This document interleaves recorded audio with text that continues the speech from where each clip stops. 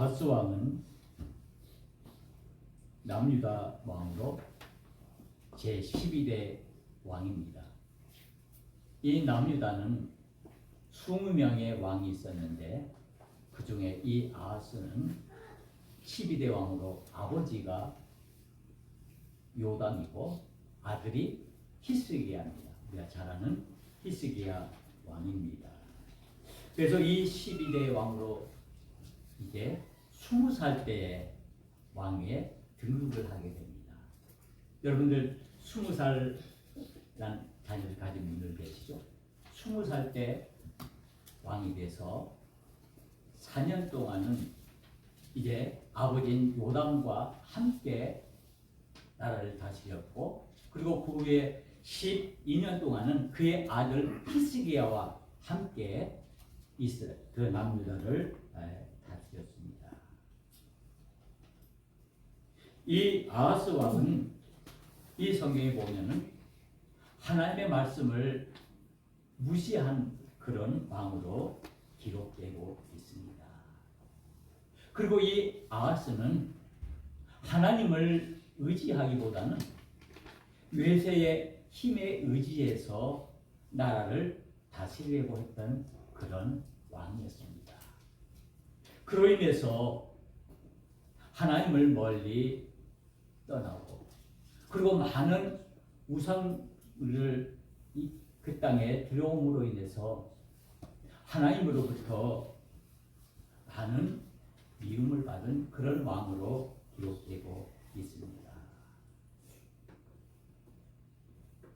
그래서 이 어렵고 힘든 때에 이사야라는 선지자가 나타나서 이에게 바로 나라를 다스릴 것을 권면했지만은 이 아하스 왕은 그 말을 듣지를 않습니다. 그래서 하나님을 멀리 떠나고, 그리고 배교하고 우상을 숭배하는 그런 모습으로 나아가서 결국에는 이 아하스 왕이 죽어서 왕들의 묻히는 그 묘소에 묻히지 못하는 그런 모욕적인 일을 당하기도 합니다. 이 아하스가 통치할 때 나타난 선지자가 바로 이사야라는 선지자입니다. 이 이사야는 우리가 잘 아는 것처럼 이사야, 예레미야, 에스겔, 다니엘 이렇게 해서 4대 대선지자로 이렇게 우리가 부르고 있습니다. 이 이사야는 우리가 잘 아는 것처럼 이사야 6장에 보면은 우시야 왕이 죽을 때 소문을 받고 그 남유다와 그리고 북이스라엘 향해서 하나님의 예언을 선포했던 아주 위대한 그런 선지자입니다. 이 이사야는 남유다의 그 부패성을 지적하고 그들이 하나님 앞에 돌아올 것을 간곡히 외치던 그런 선지자였습니다. 이사야 20장에 보면은 이 이사야가 3년 동안 벗은 몸으로, 그리고 벗은 발로 온 유다를 돌아다니면서 하나님 나라의 그 정의를 외치는 그런 모습을 볼 수가 있습니다. 원래 이 이사야는 왕족 가문입니다.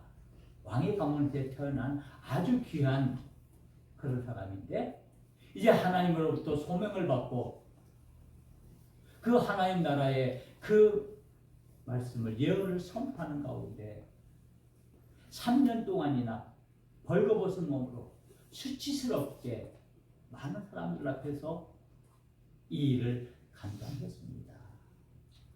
이것을 통해서 온 이스라엘 백성들이 하나님 앞으로 돌아오도록 간절히 긍휼히 여기는 마음으로 이 일을 감당했다는 거죠. 이 이사야는 우리가 잘 아는 것처럼 야훼는 여호와는 구원이시다라는 뜻을 가지고 있습니다. 구원이라는 뜻을 갖고 있는 것이죠. 그래서 그 BC 8세기 그 시대에 가장 큰 활약을 했던 선지자로 성경은 기록하고 있습니다.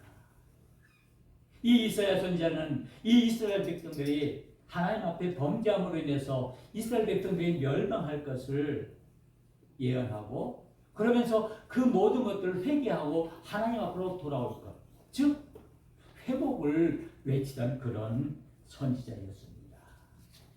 특별히 이 이사야 선지자는 메시아를 예언하는 아주 중요한 그런 일을 감당했습니다. 그래서 오늘 우리가 함께 묵상하고자 하는 이사야 7장에 있는 말씀이 바로 이사야가 메시아를 선포하는 그런 귀한 장면이 나와 있습니다. 오늘 먼저 제가 이 아하스와 이 이사야를 소개하면서 이 당시의 분위기가 어떤 분위기였는가, 이제 북이스라엘과 아람 군대가 힘을 합쳐서 이제 이 남유다를 침략하고자 하는 그런 계획을 가지고 있었습니다.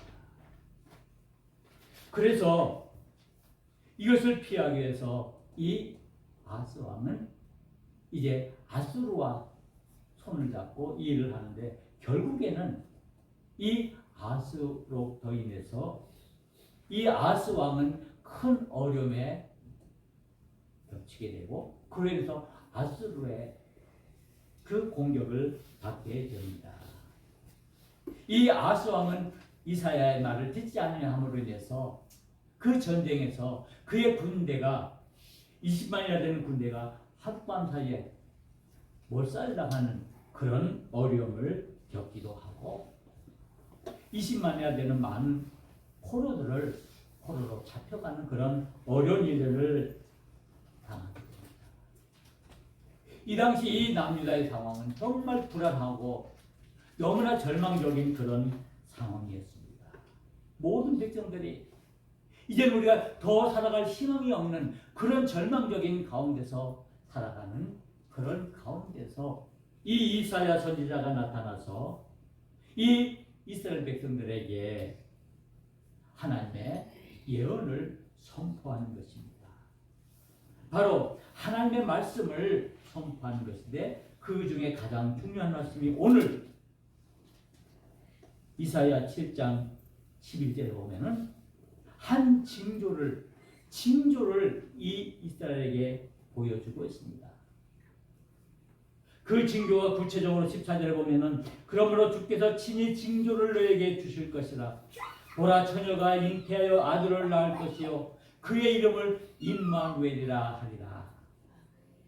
한 징조를 보여줬다고 말씀하고 있습니다. 이 이스라엘 백성들이 이제 풍년등화와 같은 그런 절망의 상황에 있을 때 이 이사야 선지자가 나타나서 이제 이 이스라엘 백성들을 향해서 외치는 말씀이 바로 이 메시아의 구원의 복음을, 한 징조를 선포하고 있는 것입니다. 바로 이 이사야가 외치는 이 말씀이 결국에는 이제 마태복음 1장 23절에 보면 예수님이 탄생하던 그날, 이제 이 예수님을 향해서 임마누엘 하나님으로 칭하는 그 모습과 연결시켜지는 그런 모습을 우리가 보게 됩니다. 이 징표라는 것은 하나의 사인입니다. 앞으로 일어날 일에 대해서 미리 보여주는 그런 하나의 예표가 되는 것인데, 절망 속에 있는 이스라엘 백성들에게 그들을 구원할 구원자, 즉 메시아를 내가 너희들에게 보내겠다라고 이제 하나님께서 이 이사야 선지자를 통해서 보여주고 있는 것입니다. 그래서 이 징표야말로 이스라엘 백성들에게 소망이고 하나의 힘이었습니다. 그들이 절망을 이겨낼 수 있는 힘이 되는 것이고, 그 모든 것을 감당해낼 수 있는 그런 힘의 원동력이 되어진다는 말씀입니다. 이 임마누엘 징표를 보여주고 있습니다. 이 임마누엘은 우리처럼 하나님이 우리와 함께 계시다라는 뜻을 가지고 있습니다. 바로 이 징표야말로 하나님께서 이스라엘 백성들을 사랑하시는 그 긍휼과 자비하심을 보여주는 하나의 모습이라고 볼 수가 있습니다. 이것을 하나님께서 이사야 선지자를 통해서 이 아하스 왕에게, 즉 이스라엘 백성들에게, 남유다 백성들에게 전하면서 그들이 비록 지금 절망과 어려운 가운데 있지만은, 불안한 가운데 있지만은, 그러나 그 속에서 내가 너희를 향한 구원의 은혜를 베풀겠다라는 그 모습을 친히 보여주고 있는 것입니다. 바로 이것이 하나님의 은혜요, 하나님의 사랑임을 우리는 알 수가 있습니다.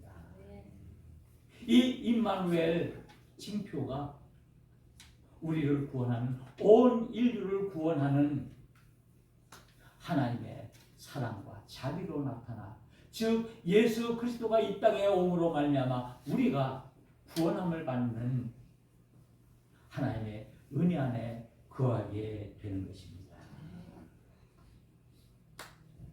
마태복음 1장 23절에 이렇게 말씀합니다. 보라, 처녀가 잉태하여 아들을 낳을 것이요 그의 이름은 임마누엘이라 하리라. 이를 번역한즉 하나님이 우리와 함께 계시다. 이미 이 말씀을 주시기 위해서 하나님께서는 이사야 선지자를 통해서, 이 이사야 7장 14절에 있는 말씀을 통해서 같은 말씀을 먼저 주셨다는 사실입니다. 이로 인해서 하나님의 구원이 이 땅에 이르렀습니다. 바로 우리가 믿는 예수님, 우리의 구원자 되시는 그 예수님은 바로 오늘 이 성경에서 말하는 것처럼 임마누엘 되시는 하나님이십니다.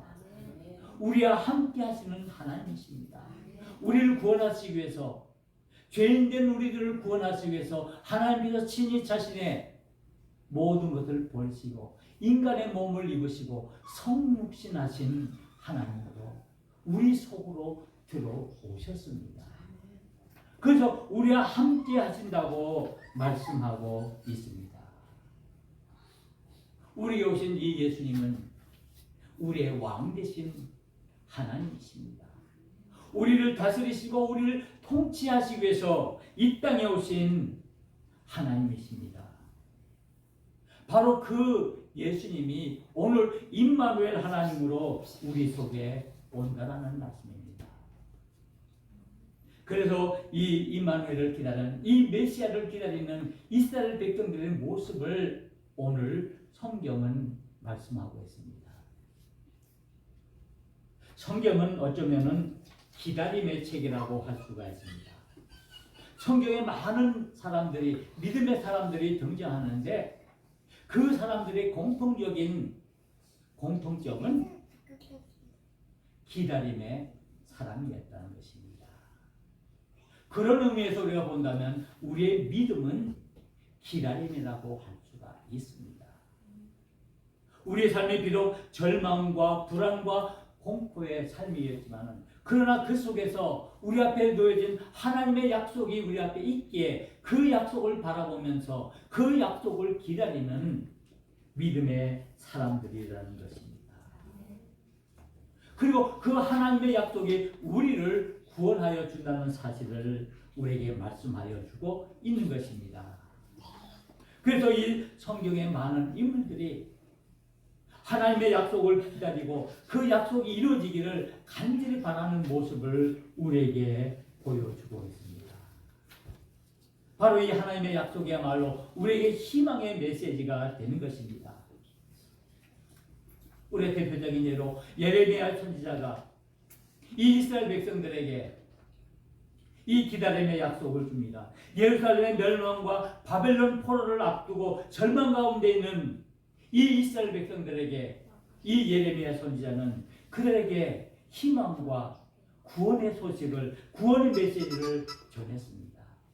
그래서 비록 지금 너희들은 그 많은 고통과 역경 속에 있지만, 그러나 다시 70년 후에 내가 다시 너희들을 구원하여 이 예루살렘으로 돌아오게 할 것이라고 예언하는 그 예레미야의 모습을 우리가 볼 수가 있습니다.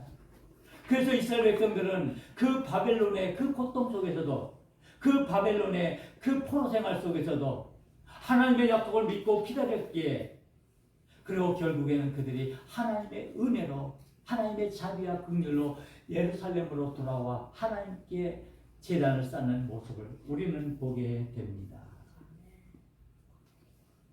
마찬가지로 오늘 이 이사야 선지자는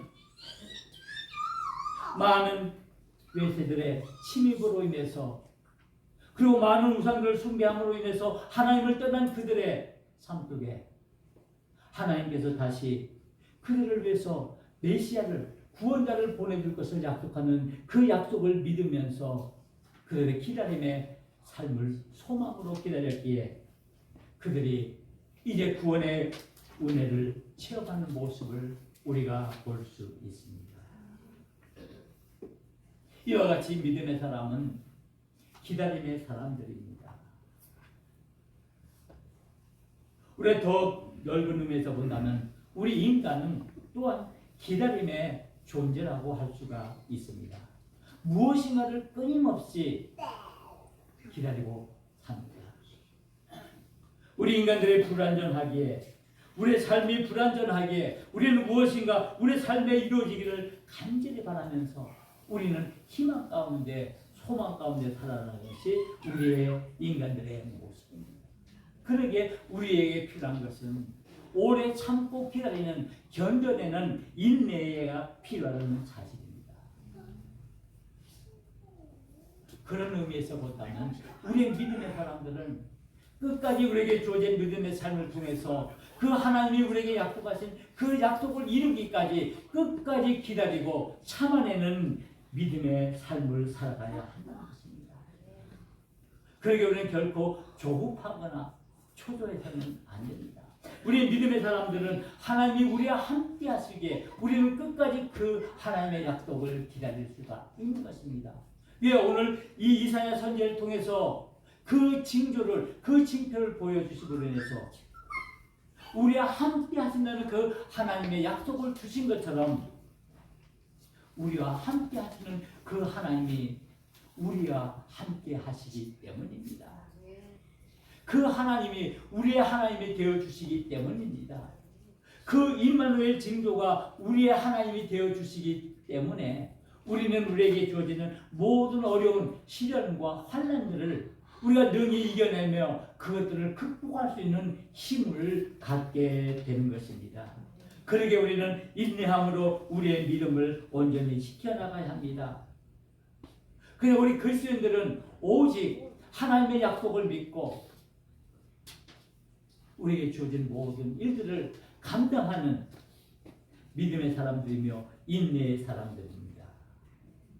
그래서 우리는 그 하나님의 약속이 이루어질 때까지 끝까지 하나님의 약속을 기다려야 합니다. 우리는 아브라함을 믿음의 조상이라고 말합니다. 믿음의 아버지라고 말합니다. 그 이유는 이 아브라함이 하나님의 약속을 믿고 끝까지 기다리는 기다림의 신앙의 모습을 보여줬기 때문입니다. 하나님께서 이 아브라함에게 젖과 꿀이 흐르는 그 가나안 땅을 약속하셨고 그들의 후손들이 하늘의 별과 같이 바다의 모래알처럼 번성하겠다는 그 약속을 주셨기에 이 아브라함은 그 하나님의 약속을 믿고 끝까지 기다림으로 인해서 그 약속들이 이루어지는 놀라운 축복들을 입게 되었습니다. 그로 말미암아 이 아브라함이 믿음의 아버지라고 불리게 되는 것입니다. 우리의 믿음을 지켜나가는 것이 무엇입니까? 우리의 믿음을 이끌어 나가는 것이 무엇입니까? 바로 그것은 기다림으로 기다리는 소망입니다. 우리에게 약속하신 그 하나님의 약속을 믿고 끝까지 기다리는 그 소망만이 우리의 믿음의 힘과 능력이 되어진다는 사실입니다. 아멘. 우리는 소망을 품어야 합니다.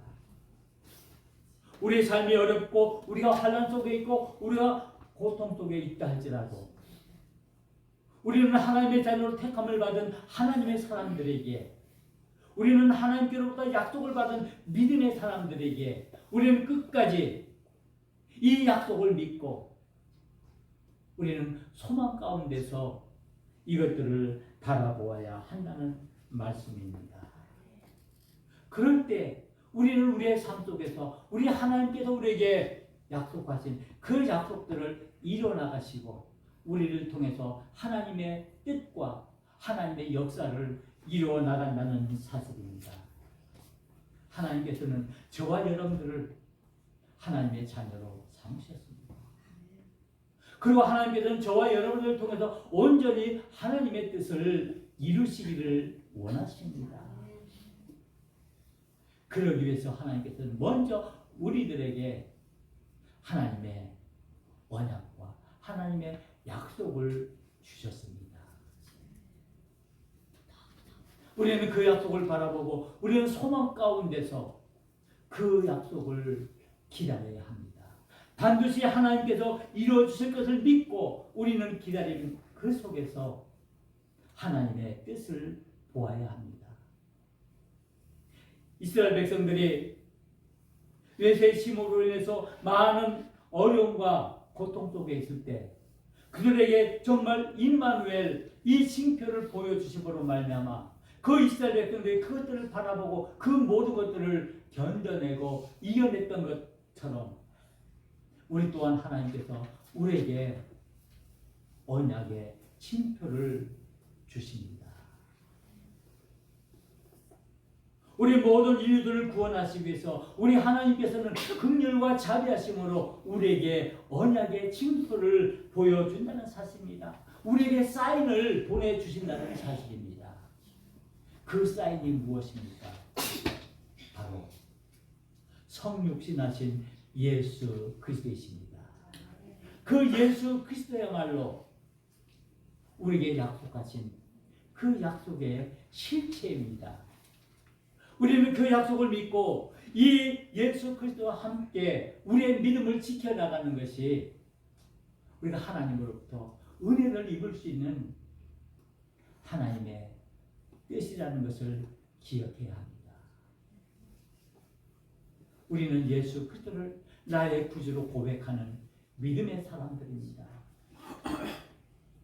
오직 예수 그리스도만이 나의 삶을 주관하시고 나의 삶을 이끄시는, 나의 삶을 통치하시는 우리의 왕의 되심을 고백하는 믿음의 고백을 가져야 한다는 말씀입니다.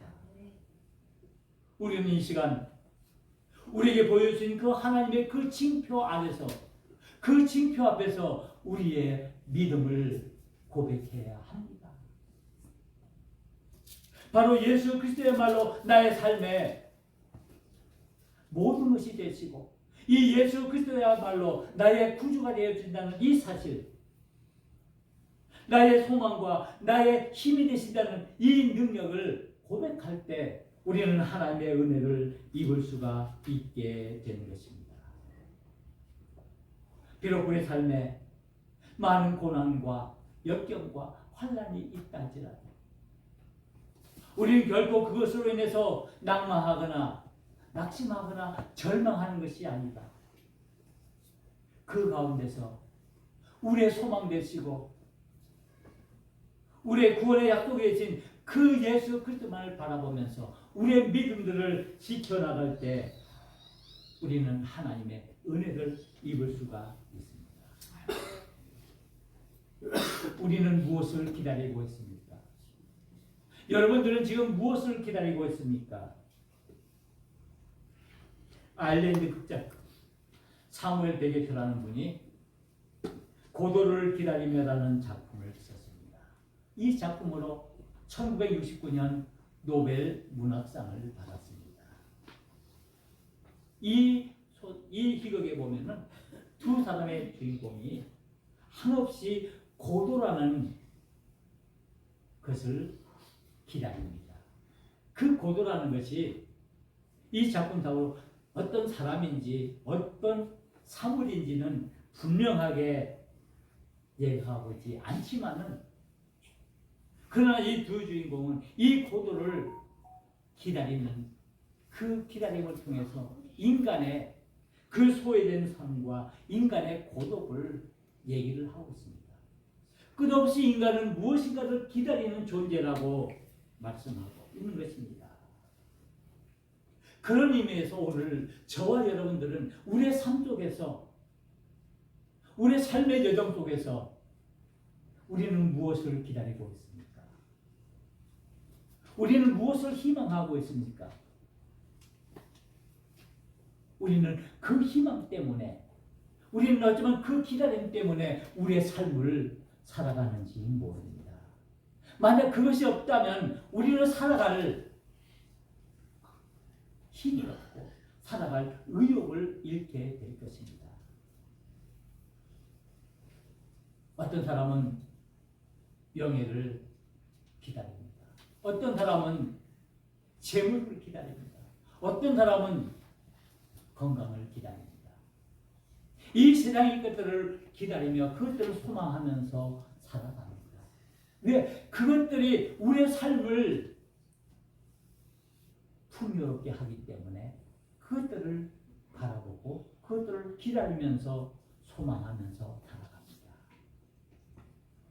우리의 믿음의 사람들도 다르지 않습니다. 우리가 바라는 것, 소망하는 것, 우리가 기다리는 것 너무나 많이 있습니다.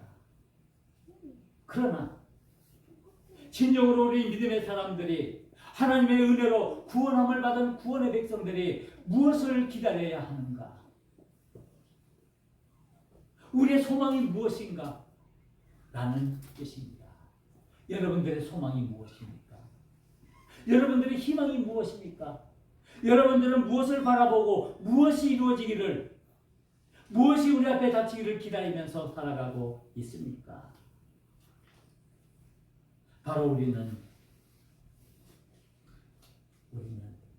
메시아, 우리의 하나님의 은혜를 기다리는 사람들입니다. 우리가 비록 절망과 상실과 혼돈의 세계를 살아가고 있지만은, 그러나 그 속에서 우리의 구원자가 되시는 그 하나님의 능력을 의지하고 그 하나님만 바라보면서 우리는 하나님의 그 징표를 기다리고 있습니다. 우리는 그것으로 우리의 절망을 이겨낼 수가 있고, 우리가 그것으로 우리의 좌절을 이겨낼 수가 있고, 우리가 그것으로 우리의 소외감을 극복할 수 있습니다. 바로 우리는 하나님의 사랑을 기다리는 사람들입니다. 우리는 하나님의 사랑을 소망하는 사람들입니다. 그 하나님의 사랑은 자비함과 긍휼하심입니다. 하나님의 오래 참고 기다리시는 그 사랑을 우리가 기다림으로 우리의 삶이 믿음의 삶으로 풍족해진다는 사실입니다. 하나님은 우리에게 다가오십니다. 우리에게 다가오시는 이 하나님을 우리가 어떻게 맞이해야 합니까? 우리는 이제 사순절 지난, 이제 특별히 사순절과 같은 이 대림절을 맞이합니다. 이 대림절은 우리가 잘 아는 것처럼 예수님의 탄생 같은 그 성탄절을 앞둔 4주 동안 우리 주님의 오심을 기다리는 그런 절기입니다. 오늘은 대림절 첫째 주일입니다. 이 대림절 첫째 주일은 기다림과 소망으로 우리의 믿음을 정립하는 계절입니다. 우리는 과연 하나님의 자녀로 택함을 받은 우리들이, 과연 우리는 우리의 믿음을 지켜나가면서 우리의 삶의 여정 속에서, 믿음의 여정 속에서 우리는 무엇을 기다리며 우리는 무엇을 소망해야 되는가를 우리는 오늘 우리 앞에 징표로 보여주신 그 이사야의 말씀 앞에서 우리 자신들을 다시 한번 돌아보아야 한다는 말씀입니다. 그래야 우리는 하나님의 진정한 오심을, 우리는 우리 주님을 맞이할 수 있다는 사실입니다. 우리 주님은 우리를 구원하시기 위해서 하늘의 모든 영광을 버리시고 이 땅에 오셨습니다. 낮고 천한 이 땅에 오셔서 우리를 구원하시는 구원자로 구세주로 오셨다는 사실입니다. 바로 이분이 예수 그리스도이십니다. 그 예수 그리스도가 여러분들을 위해 구원자가 되신 줄 믿습니다. 이 예수 그리스도야말로 우리의 희망이고 우리의 소망인 줄 믿습니다. 아멘.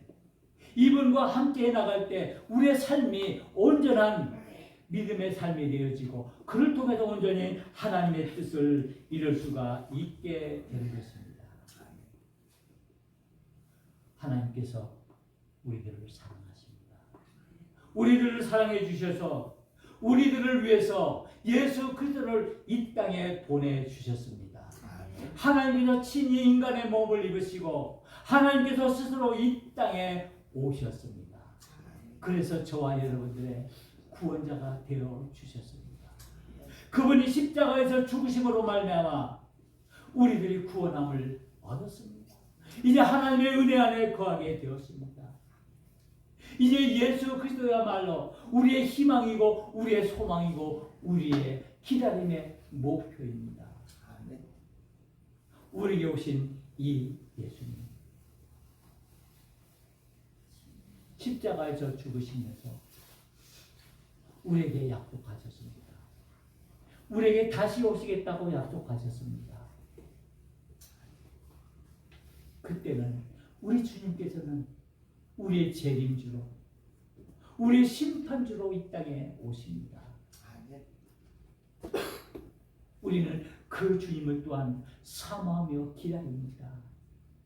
그러게 우리의 신앙의 삶은 마라나타의 신앙입니다. 주여 어서 오시옵소서. 우리는 이 주님을 기다리며 이 주님과 함께하는 믿음의 삶을 살기 위해 우리는 하나님의 서기를 우리는 늘 간구하고 기도합니다. 하나님은 사랑이십니다. 하나님은 구원자이십니다. 하나님은 우리의 소망과 우리의 힘과 능력이 되십니다. 우리는 이 아침 우리를 향해 오시는 우리의 삶 속으로 나의 아픔 속으로 다가오시는 이 주님을 우리가 두 손 들고 우리가 이 주님을 영접함으로 우리는 하나님의 자녀로 하나님의 은혜 안에 거하는 귀한 믿음의 삶을 살아야 할 것입니다. 오늘 이 아침 우리들에게 하나님께서 우리의 친히 징조와 그 예표를 우리에게 보여주십니다. 보라 처녀가 잉태하여 아들을 낳을 것이요 그의 이름을 임마누엘이라 하리라. 이 임마누엘 하나님께서 저와 여러분을 삼키고 늘 함께 하실 것입니다. 오늘도 내일도 여전히 우리의 하나님은 우리와 함께 하실 것입니다. 아멘. 기도하시겠습니다. 은혜로우신